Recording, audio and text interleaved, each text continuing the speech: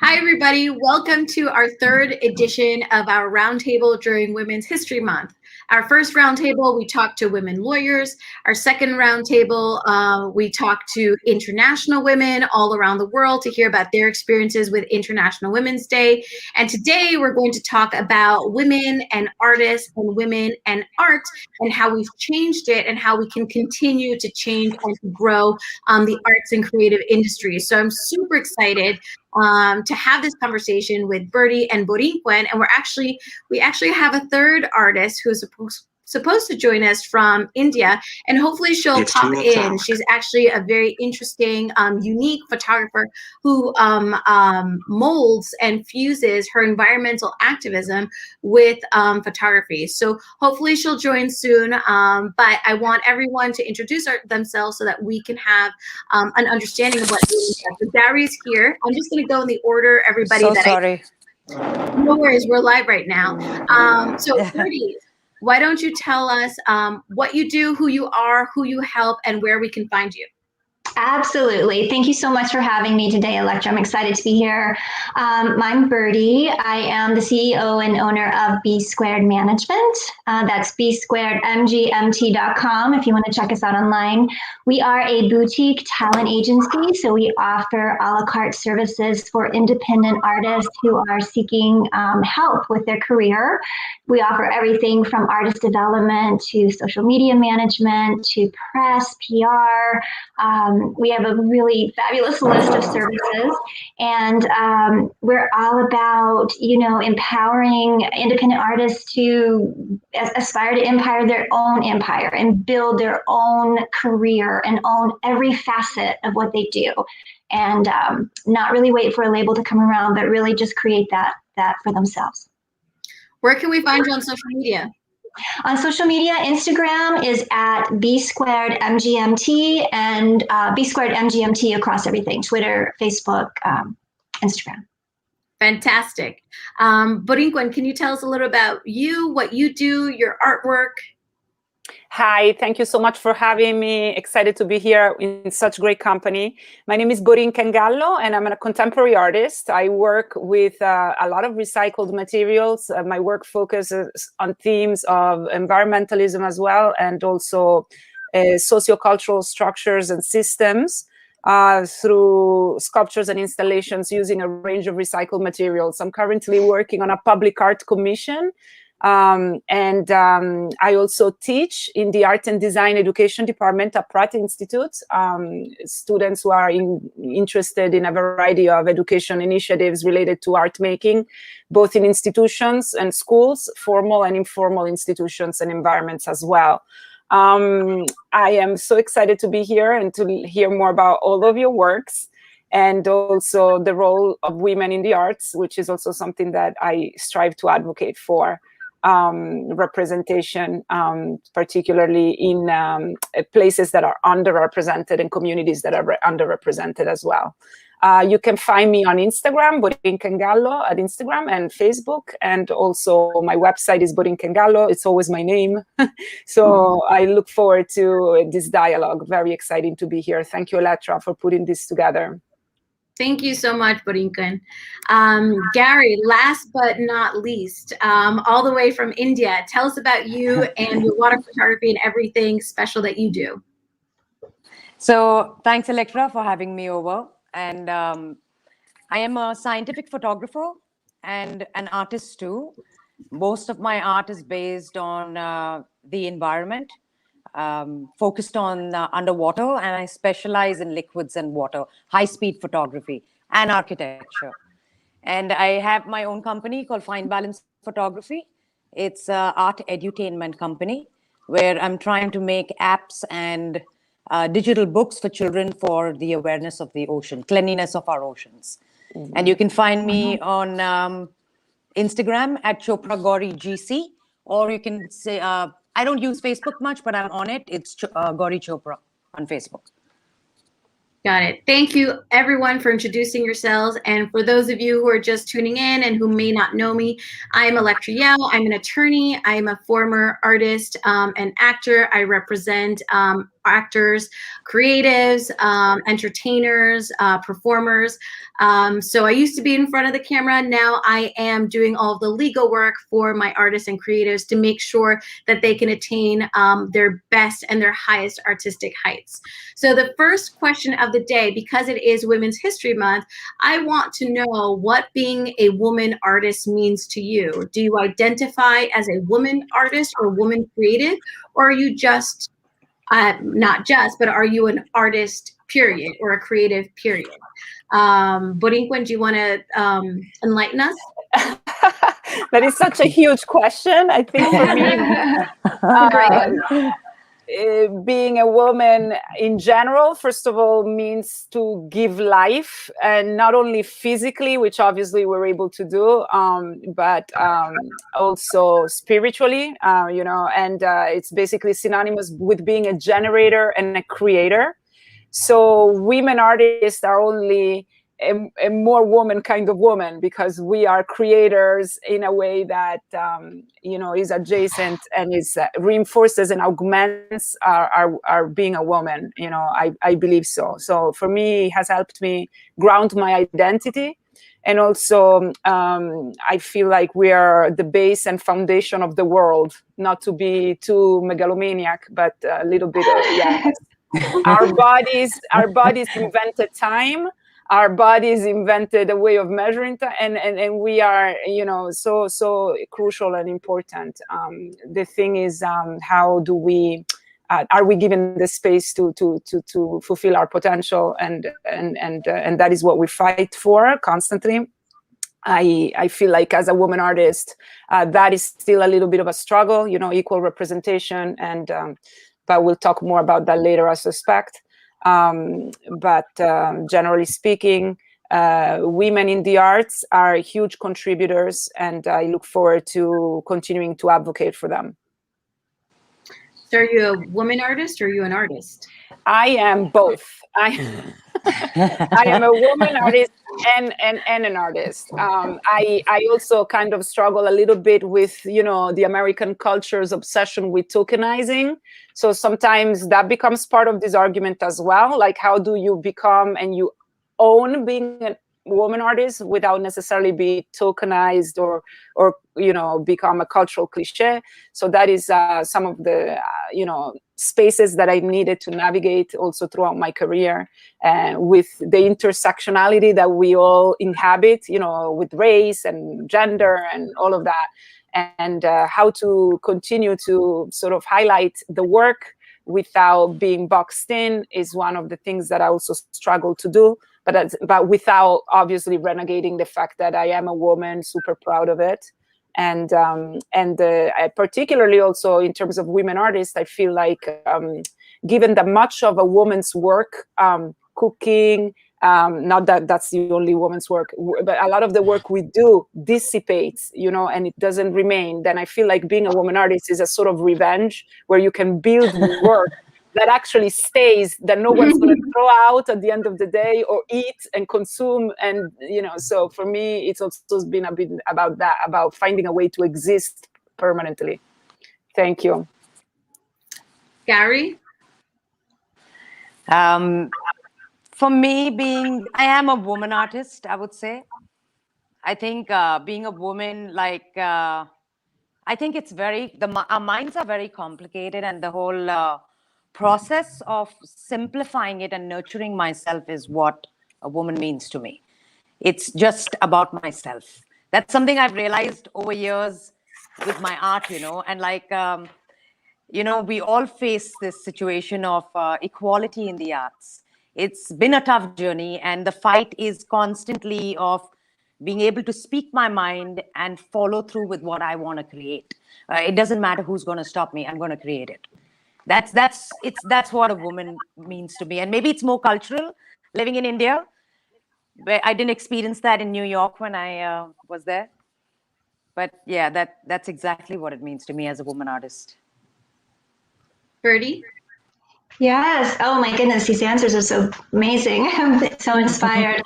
For me, I think, I am a woman first, so I am a woman artist, and I was an artist for many years before I started my company. But I think what it means to me to be a woman is that it is that very empowering piece to know that you have to constantly be lifting other women up.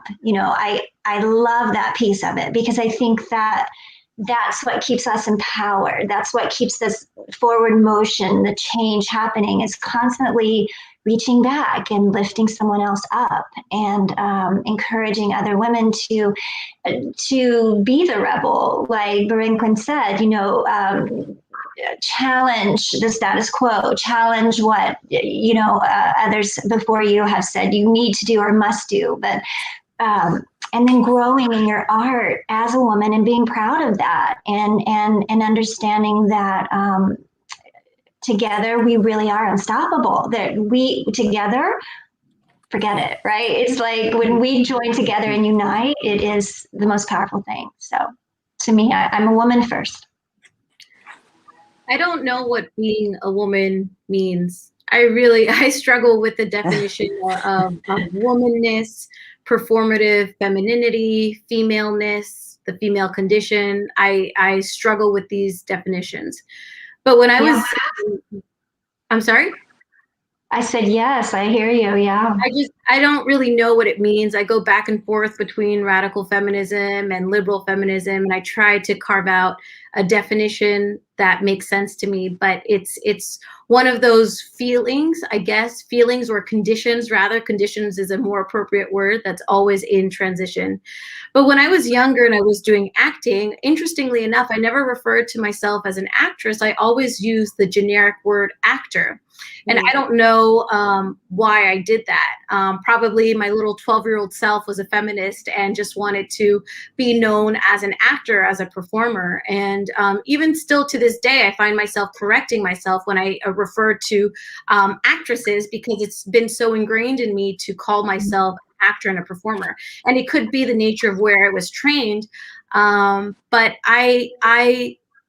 I struggle with the hyphenation of woman lawyer, woman artist, or the coupling of those words. Not that it's necessarily a bad thing. I'm not saying that. I'm just curious as to why we use that to define women artists.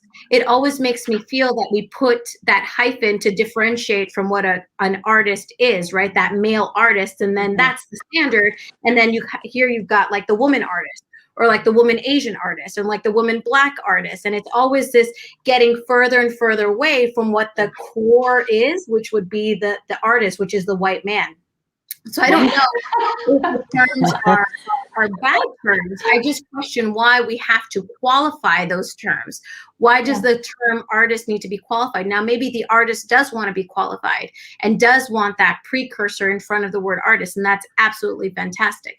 I'm just interested in the why we use those terms. Yeah. If that makes sense. And I wanted to hear why you guys potentially refer to yourselves as women artists.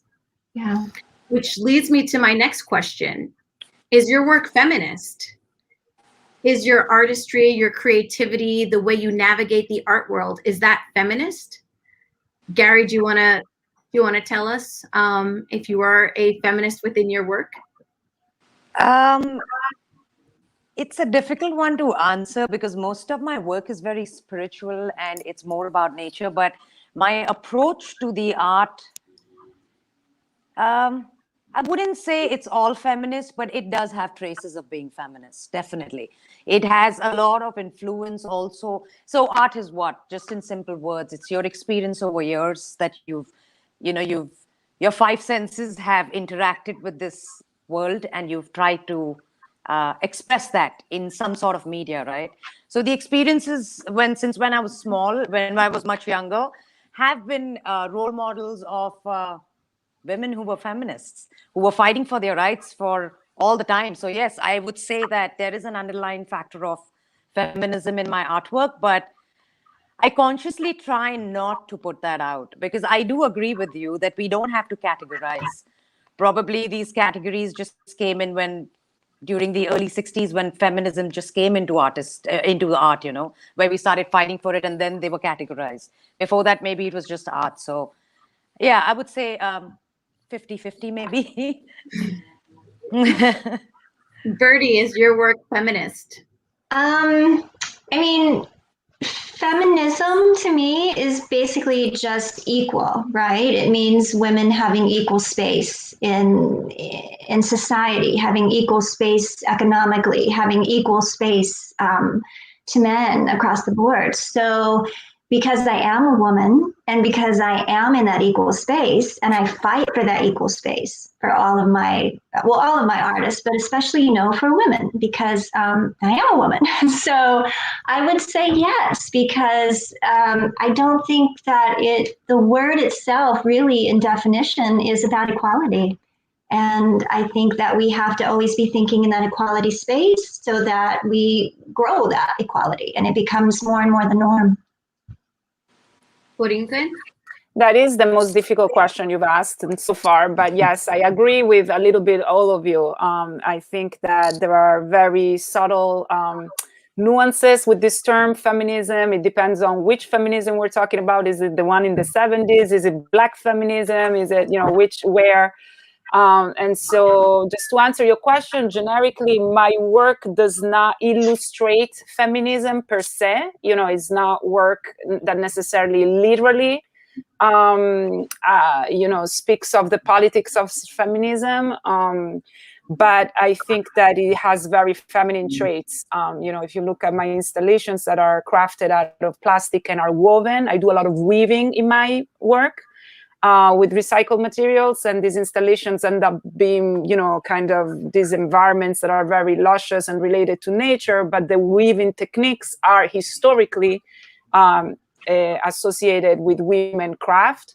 And so that brings up also the whole argument of, are there ways of making art that are inherently feminine, but then again, there are men who weave as well now. So it doesn't necessarily become, a characteristic that is gendered, anymore.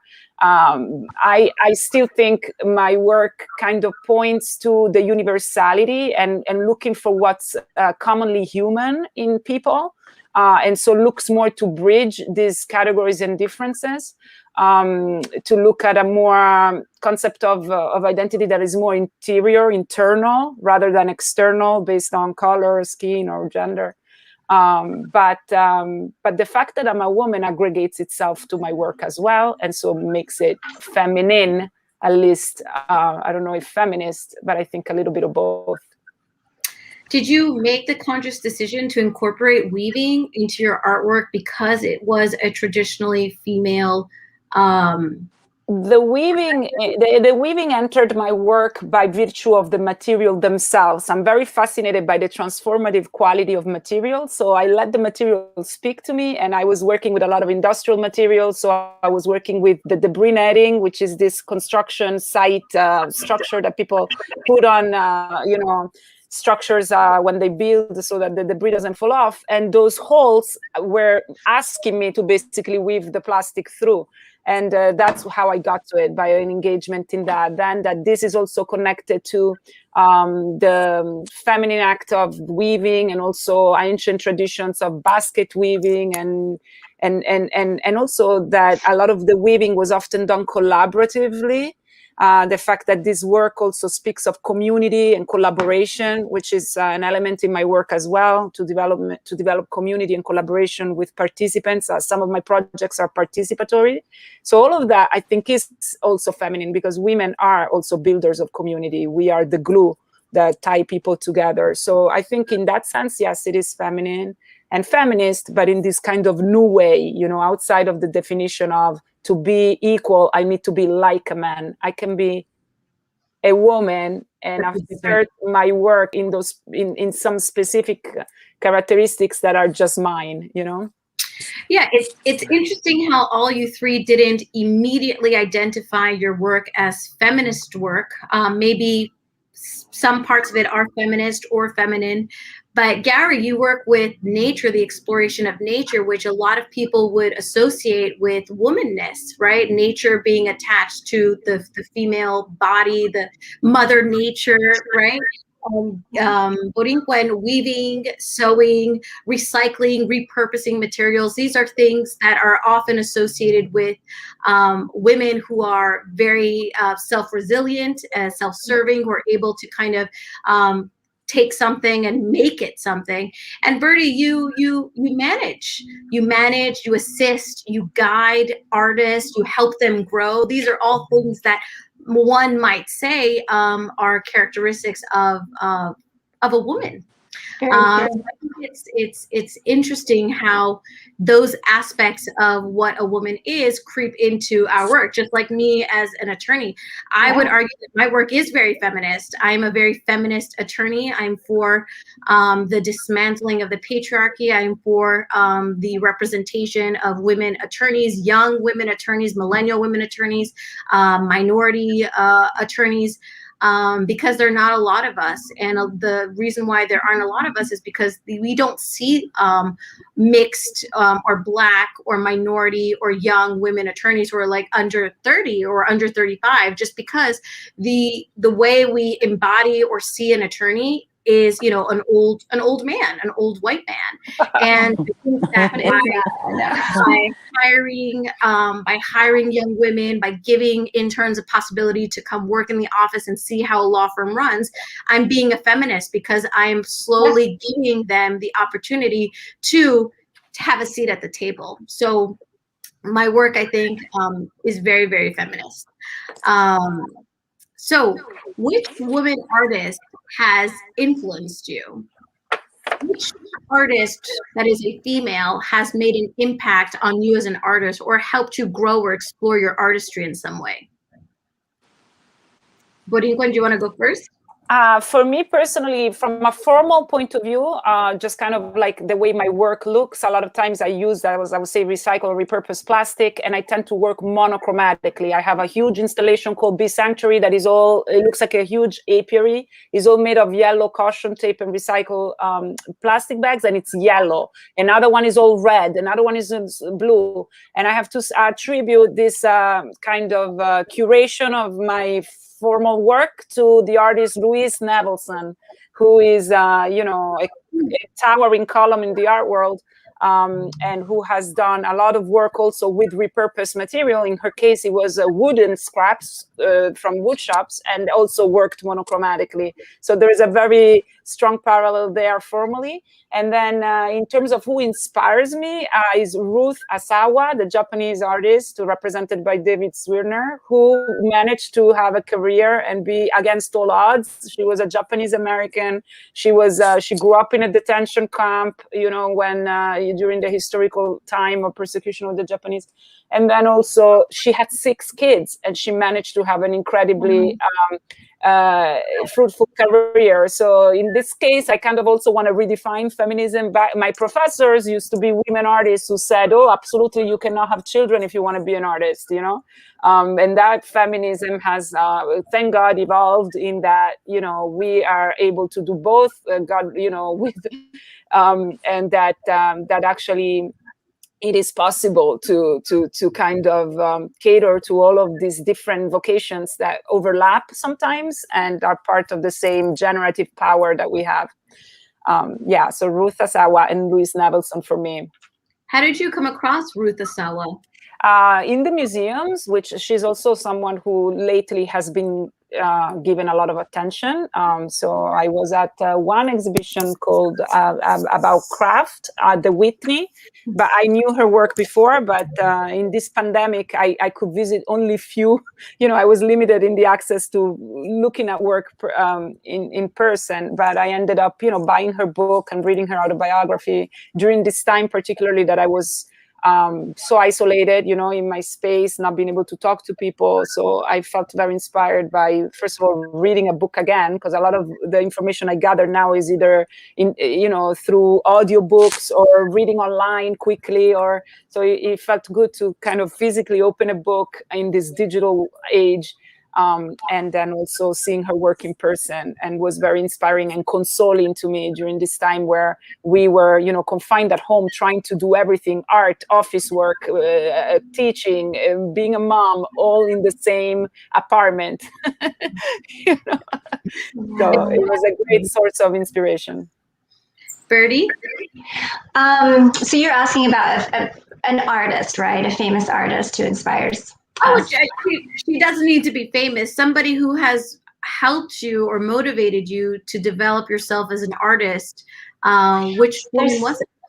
Yeah, there's so many people, but I mean, this is, I have this very clear moment. I think I must have been 14 or 15, I don't know how old, but I saw Cher on TV, and she was accepting an award for something, and she had been in the press for, I guess, changing out of music and into acting and whatever was going on at the time. And I remember she said, I'm here because I do not believe that no is a real word. To me, no is a myth. And when it comes to achieving your dreams, and something happened in my head. I remember that moment, and I thought, wow, no really is a myth. Like, it just doesn't matter how many times you hear no or how many people say no to you. It's really up to you to keep going. And Right. It stuck with me as a young artist when I started my career, and rejection is just a huge part of being an artist, just constantly being rejected and just thinking, no, this is okay, because I'm supposed to hear no, and I'm supposed to move through no to get to the next side.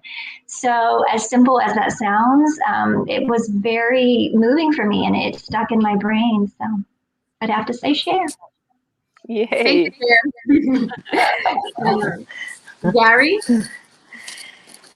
From me, it's a writer. It's I don't know if you guys have heard of Brandon Bays. She wrote a book called The Journey. She's from California, Malibu, and it's a cutting-edge transformation healing journey, self-healing journey. When I read the book, The Artist Way, and there are a lot of books about the arts, I realized that the only way to create now is to settle what's inside so the art can actually flow. Till then, I was not able to naturally flow even with my sketches or paints. They just didn't talk to me. So after reading this book, you actually get a set of tools that she's given. It's a self-help book. And she's taken the journey very expressively through a very artistic language. So you feel like you're actually in it. It changed my life. I read her book. I did a course with her for 3 days in India. And right after that, a week, my art was just flowing. It never ended. I had no artist blocks. My strokes had changed. It was very, very inspiring. I will say my story is similar to Birdie's. I remember being 12. I grew up in a household where my parents exposed us to everything at a very young age. So I grew up at a very young age knowing about Rocky Horror Picture Show, wanting to perform at Rocky Horror at 12. Very interested in musical theater and opera, and of course we always had films running on the TV. And my parents one particular day had put Some Like It Hot with Marilyn Monroe, and I watched that film, and I turned to my mom and I told her I want to do acting. And I don't know what was in me that, and it's not even like my favorite Marilyn Monroe film. I think she's a very misunderstood performer. But there's something about the way she was moving on set, moving in that film, that prompted me to say to myself, as a 10-year-old, hey, I can do this. I want to try this. I studied acting for 10 years, and my love for performing just kind of blossomed, and I was very curious about street theater and experimental theater. And I'm very fortunate to be from New York, where we have two of the best production companies, Theater for the New City downtown in Alphabet City, and La Mama ETC, which is on the Lower East Side, two of the largest theaters for street theater and experimental theater. So it was just one film one film that prompted me to ask my parents to go to acting school, and that performing turned into wanting to not tell stories myself as a protagonist, but to want to start to shoot video and film. And then I went to college on a photography scholarship, and then I started into documentary filmmaking, where I was very heavily influenced by Nan Goldin, one of my favorite photographers, Cindy Sherman, a fantastic photographer. Even if you don't like her work, you've got to admire the exploration of the woman condition through her work. She basically explores womanhood through herself, because the photographs are just her in different representations of what a woman is. So very heavily influenced by Cindy Sherman, Nan Goldin, Louis Hine, who's a man. And then I decided to go to law school and to tell stories in a different way. So I have to thank Marilyn Monroe for her, her comedic abilities. That's what she's known for in the film Some Like It Hot, but it really sparked the acting bug, the theater bug in me to want to explore and discover myself. Which leads me to asking you guys about artwork, about the female experience, or it could be photographs, or it could be songs. Are there any pieces of art that you can identify to our viewers that would express the female condition or the female experience as you guys see it? Borin Kangalo? Well, in terms of recommendations, I mean, I don't know if I kind of was thinking of things that are currently going on, and women who are making a difference, and who can inspire us right now. And the first one who comes to mind for me is Nicole Fleetwood, who's a professor of American Studies and Art History at Rutgers University, and she's the curator of the show Marking Times, Art in the Age of Mass Incarceration, which is an exhibition that's currently on view at PS1, that includes work of incarcerated artists and also people who are not incarcerated, but who kind of make work that critiques the criminal justice system. And it includes also a lot of work by women. The show is stunning, and everyone should try to visit it if possible. And she's brilliant in the way that she frames this work, writes about it, and the exhibition is also basically parallel to a book that she wrote. Another artist that I think is also a PS1 right now, ironically, is Nikki Di Santifal. We all know her and adore her, but her joyous exuberance, I think is really inspiring at this moment. And I look forward to seeing that show at PS1 as well. And then another recommendation I have also is a free course that is in connection to another exhibition at MoMA, which the exhibition is called Reimagining, Blackness and Architecture. And the course is taught by another woman, a young professional who's been serving museums and galleries. Her name is Arlette Hernandez, and she's a Volkswagen Fellow for Digital Learning, working for MoMA. And again, this is an incredible course and exhibition that speaks about space and spaces that, and the legacy of spaces relative to race and architecture. Very fascinating. So I've enrolled in that course myself. It's free. So is the course on Coursera? Yes, and it's also, you can log in through the MoMA website. Yeah. So these are my recommendations of the moment. I'm kind of like, it was great to have this question because it led me to have to kind of like think about it. What would I say about what's going on today for me? So that's it for me. Oh, you have a question? No. For those of you guys who don't know what Coursera is an awesome platform where you can take certificate courses for free or really low cost. I took the MoMA's, it's actually a free class. It's fantastic. It's amazing. On the history of fashion design, just because I represent a lot of designers, and I'm really interested, me personally, in how fashion, or high fashion rather, is artwork and is art. So the MoMA has a fantastic free course through Coursera. It's absolutely free. If anything, if you're on the subway, you can just listen to the courses and do the homework, on the subway on your way home from work. Thank you. You're welcome. Thank you. Birdie? Yeah, so, speaking about art, I was thinking more from this question a lot about film that I was also kind of Yeah. Okay, awesome. I was thinking about when I was younger, things that really inspired me and moved me through these questions, but this is a little cliche, but the movie Thelma and Louise was so unique to me at the time because it was these women who were trying to figure out who they were, but in these such different ways with such different narratives, but yet they connected with this human condition, which of course, the story doesn't have the best ending by any means, but it's that feeling of like when you are that sort of trapped in something or that sort of desperation. And I think seeing that at a young age also sort of clicked something in my brain, like this is not where I want to be. I don't want to be in this space. Like I want to always be in the empowered space. I want to be in control of the narrative at all times. And for whatever reason, that piece of art, that movie also really clicked with me at a young age. And so I would have to say that movie. Thank you. That is a great film. It's quirky. It is. Gary? From the art perspective, I think I would suggest The Artist Way. Even if you guys haven't read it, you all should really read it, by Julia Cameron.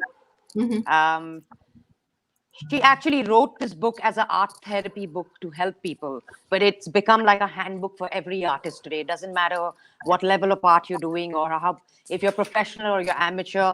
It's a handbook to just get to your highest potential, what's lying within, to get that out. I also have a recommendation, which might sound funny, but I watched the whole series Supergirl when I was in the US. What's I've been that? stuck in India. Oh, it's a series, the Supergirl, the comic book. Supergirl. Oh, have you not seen it? She's the female version of Superman. Oh, I didn't know there was a Supergirl. film. Yeah, they not a It's a film. TV They series. made it into a TV show. It's a TV show, yeah. And it's hardcore feminist, but the thing is, it's so well made. Like I would say the first few seasons, and then after that it's all business, right? But as a concept, it's like Wonder Woman. They've eliminated the entire idea of the woman requires a man. There is no idea of that in it. And it's the whole interaction is about saving the world by being a team with other women, which is what I think reflects on what women in the art world need to do today. As Brady said that earlier. So the whole show is based on not a solo fight to make a change or change the narrative of the world through art, but a fight with a team of different women from different cultures. Love it. It's a very interesting show. It's actually a show that really went hit with the kids. Did I watch Supergirl? Is it worth it? Elektra, I'm an artist and I love kids shows, and it is a highly suggested kids show. But I think you'll love the first. Watch a few episodes. It's funny. It's really funny. Oh, I'm obsessed with television. I wrote my my college thesis on the future of television and how it's the most misunderstood form of media out there. That we as a population misuse TV. So I'm obsessed with TV. I'm obsessed with the idea of creating succinct stories, fascinating stories in a short amount of time. A feature is also a short amount of time, but to be able to craft compelling stories on a recurring basis is why I love television. There's some really great TV out there. I love The Sopranos, and I could give you a million reasons why it's one of the best written shows ever. But in terms of, female art that explores the female condition, right now there's an artist called Samira Khan. I believe she's represented by Housing, which is a gallery in downtown New York, Lower East Side. It's a really interesting gallery because it's a Black curator. So we have these emerging voices that are telling different types of stories and showing different types of art that maybe we wouldn't have had access to. Right now is a really great time because I always argue that people aren't taught how to read images the way we're taught to read words and books. And now there's getting more exposure to African art or Black art, at least Black American art. So Samira Khan is a contemporary artist at Housing New York, and she's going to have an exhibition at Brooklyn Art Museum later this fall. But what I love about her is she does her artworks or her installations are very simple and take one aspect of what is something that's representative of femininity or femaleness. So her most famous piece of work is a long braid. It's a thick braid, but it's a thick, long braid that goes from the ceiling all the way down. It's absolutely stunning. But I think that exemplifies, especially the length of the braid, the female condition, because it takes into consideration our vanity, how we are vain as women, and there's nothing wrong with vanity. Performative femininity, which I'm really, really curious about what that means to perform traditional woman or female activities. Such as braiding one's hair, having long hair, which represents femininity, femaleness. That's why a lot of women sometimes have difficulty cutting their hair. I shave my head multiple times, but when you have short hair, it may not be an issue for us. But to utilize something so simple such as hair to present a strong thesis about femaleness is what is very, very interesting to me. And also Cindy Sherman, she's a photographer.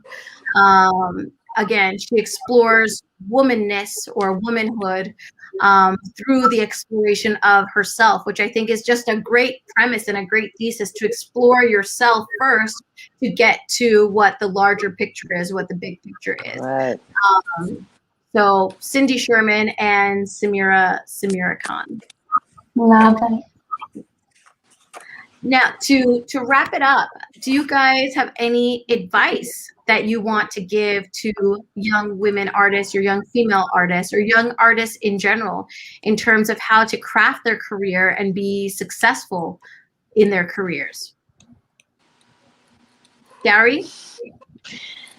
Yeah, I do have one simple advice, because I think anything else would be so complicated, right? Artists, we have 2,500 tabs open at one time, right? So I think the simplest advice is that if you really, really love your art and you think you're good at it, then just stick on with it. Don't listen to no one. Don't get stuck in sociological constructs.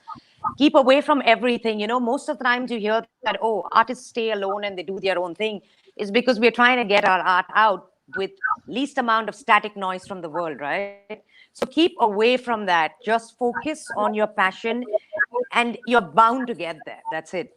I think that's the best advice I can give. Birdie? That's great advice, by the way. You know, I think the most important thing is to get comfortable with rejection. Make rejection your best friend. If you realize that nothing coming at you is personal, you know, it comes down to, I was talking to an actress the other day and she was like, I found out I didn't get the part because I didn't fit the costume. You know, the costume was fitted for someone a different size or whatever it is, but you have to remember that it's not personal, and that will keep you going to get really comfy with rejection. And I used to say, I've been rejected by the best, like, reject me, it's all good. I've had the best rejections there can be. So, you know, I think that's the biggest piece of advice I could give. But how do you get comfortable with rejection? How do you make it how do you not take it personally? It takes time, I think. I think it's a mindset. It's believing that in the abundance of life and that there's plenty for everyone and there's enough for everyone. But at the same time, it's not about you. What, you know, if you're getting rejected a lot, maybe there's things you can learn and grow from it. But you have to remember that it's really not personal. And when you take the personal element out of it, I think it gives you the courage to keep trying, to keep going. And it's kind of like what Cher said, you know, if you really believe that no is sort of a myth, then you understand that it maybe this path is a no, but you can turn the corner, you can change your mind, you can rethink how you're approaching it, but you don't quit. You just don't allow rejection to have you quit. You have to just ignore it and keep going. Borin?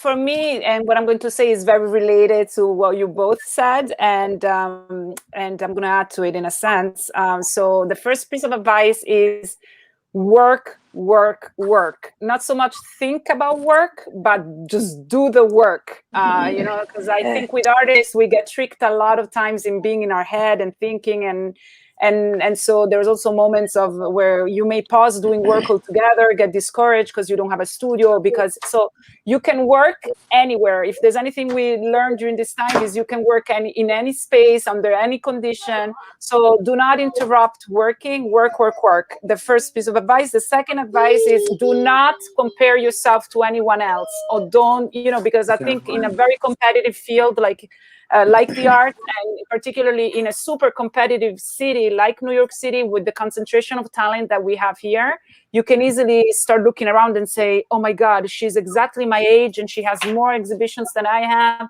and get into this comparative track. If there's one field where the timeline is not rational, is the art. So you never know how you're going to get to where you need to be. There's no exact formula in the art world. It's not that like in law school, that you go to law school and you become a lawyer, or you go to medical school and you become a doctor. Well, the arts is the only field that doesn't do that. You can go get your degree and still don't become an artist, right? So it has to do with that, that also you already spoke about, which is just completely ignore everything else, completely just believe that you can continue to do it, and don't engage the self-doubt, because that is something that I think I saw a lot of female artists particularly engage in self-doubt, more so than the male counterparts. You will hear female artists saying, I'm not ready, I'm going to work a little bit more, then I'll pursue. No, you are ready now, and so just put yourself out there, continue to work. And like Gary said earlier, if you're doing the work, someone's going to notice very soon, sooner or later. My advice, I'm just going to echo what you guys all said, is you got to hustle, especially if you are young artists and you're at the beginning of your careers, you're developing your careers. You should not be saying no. You should be putting yourself out there to doing as much as you can, because you never know. I'm from New York. I can tell you, just me as an attorney, I've gotten clients from the weirdest situations that nobody would have ever imagined. So I can only imagine how it is in the art and creative industries. Always say yes. Don't say no. Be open to opportunities and people, and hustle. If you are not going, well, no, it's COVID, but you should be going out online, hustling, networking, meeting people, taking every opportunity, paid, unpaid, free, to show who you are, talk about what you do. Something's wrong and you're not sleeping, breathing your artwork. You've got to be in it to win it. You've got to play the game to win. And just like Borin Kangalo said, New York, Miami, Chicago, LA, these are very competitive jurisdictions, lots of artists, lots of people competing, and you want to be able to say to yourself at night, I gave myself the best good faith effort at my career. I did everything possible, and you'll feel good about it, even if you don't get that audition. But you know what? You weren't 20 auditions that day. You spoke to 5 agents. You wrote your own one-woman show.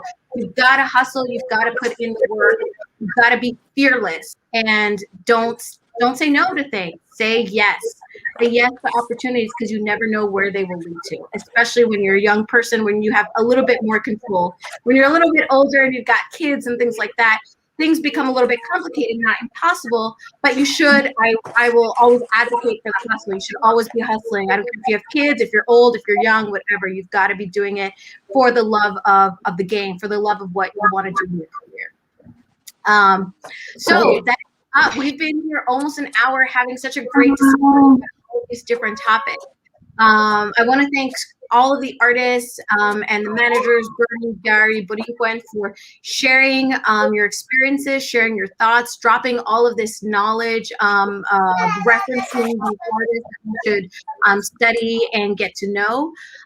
So do you guys have any parting words? Please just say your Instagrams again, your websites again, so people can reach out to you, so young artists can reach out to you for any questions or mentorship. Bertie, why don't you give us all of your your Instagram handles and your social media handles again. Absolutely. Thank you again so much for having me. Pleasure to meet everyone. So enlightening. So B Squared Management, it's bsquaredmgmt.com, and the same handle at Instagram, Facebook, and Twitter. We would love to meet any young artists out there, all age artists that are looking for a little bit of guidance. We offer amazing opportunities, so we would love to hear from you. Borin Kangalo? BorinKangalo.com, again, BorinKangalo.com, and Instagram, same thing, at Borin Kangalo. And I look forward to a continued dialogue and to increase the representation of women artists in the market and also in museums. Thank you so much. Thank you. Gary? Gauri Chopra, Gauri GC at Instagram, and gaurichopra.in is my website. And thank you so much, Elektra, and thank you everyone for being here and watching this show. This has been extremely interesting, Elektra. Thank you. Thank you, everybody, for participating and for watching. Next week, our roundtable is going to be about law school, how to get into law school, what you need to know about law school. We're going to be talking to law students, law professors, and I hope that you guys can watch. The last week, we're going to be talking about women from New York and our experiences living here, growing up here, working here. So stay tuned to our last 2 weeks of our Women's History Month roundtables. Again, thank you guys so much for participating, for all of your knowledge, and I'm sure everybody will reach out to you for more information. Bye, everybody. Bye. Thank you. Thanks. Bye.